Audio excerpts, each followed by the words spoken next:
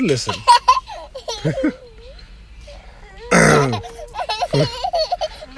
Let's go. Wait, I gotta make the video. It's already recording, I think. Yeah, it's recording. Hey guys, how you doing? Before I start the video, I want to say no. You guys can talk. It's fine. It's fine. It's not gonna be a long video. Before I start the video, I want to say please like, subscribe, and comment. If you want to join the Patreon, you can join at patreon.com/but I'm not a trader. The spots are filling up ever since I capped it.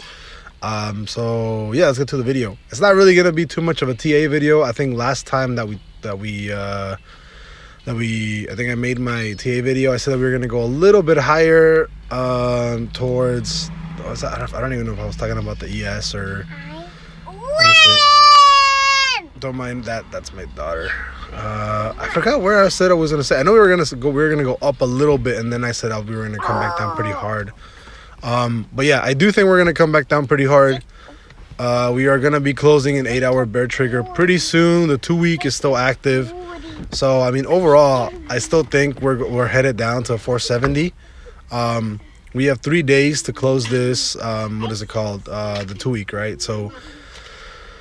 I just, generally what happens on these 8-hour triggers is you have a pretty big fall like this, right? So if you run it like this from the high to the low right before that 8-hour close, you tend to drop pretty hard, right? A full $96, so that's around $10 on the SPY. If you run this on the perfect entry, right? So perfect entry from the high to low, again, another like $8. From here, same thing, from the high down to here, same thing, about another $50. And then every single other 8-hour trigger has been roughly the same thing. So here, same thing, right? $10 drop. And then another $10 drop from the high to the low, right? $10 drop. And then you have yet another $10 drop from the high to the low. So as of right now, I am looking for minimum another $10 drop sometime this week. From these highs, so I'll probably go for like right here, right? $10 drop. Let's go by the end of the week is right there, 4 days. So $10 drop somewhere right here. So I'd say either down to 503 or all the way down to like 500 even. So I think for for end of target for this week, I am looking for a close of the SPX 500 closer to like 500, 503, somewhere around that general area, right? So somewhere around like right. So somewhere around like right here, 500 to 503, like right there. Somewhere around this general area, right? So as of right now, I'm just kind of looking for a drop right here.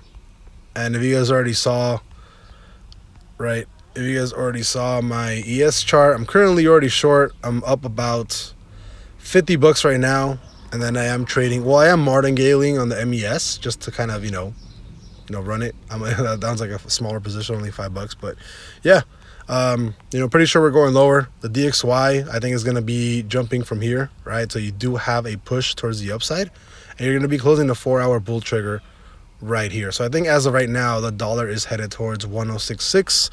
Once that breaks, which I think it will, the next stop is going to be, that's a big next stop.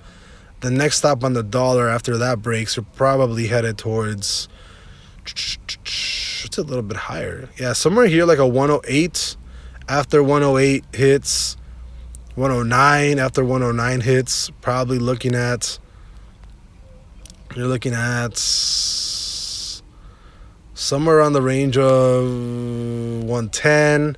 Then 111, then after 113. So I think you just kind of skip all 112 really and go straight to 113. So yeah, as of right now, definitely way more bearish on the market still.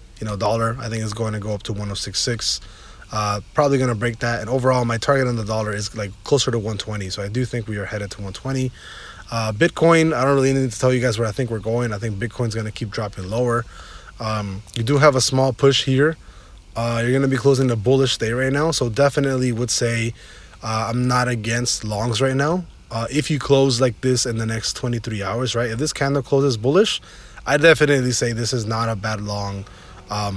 Possibly back to 67K. But as of right now, I'd say target is closer to like a 64,522 before the drop. But again, very bearish on Bitcoin, very bearish on the market overall, and I'm bullish on the dollar. So I'll see you guys later. Bye bye.